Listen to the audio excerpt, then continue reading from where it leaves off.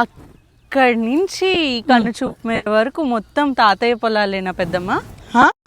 ఏంది ఈ మొత్తం ఎన్ని ఎకరాలు ఉంటాయో తెలుసా దివ్య నీకు అసలు? తెలియదు పెద్దమ్మ, కానీ మా ఊరు అంటావు కదా, మీవే ఏమో పొలాలు అనుకున్నా. అంత సీన్ లేదులే దివ్య, ఈ కనుచూపు మీద ఆ కనుచూపు అంతా మా పొలాలు ఏం కాదులే దివ్య. కాదా? మాకు అన్ని లేవు దివ్య. అన్ని ఉంటే నేను ఎందుకు దివ్య బిజినెస్ చేస్తాను?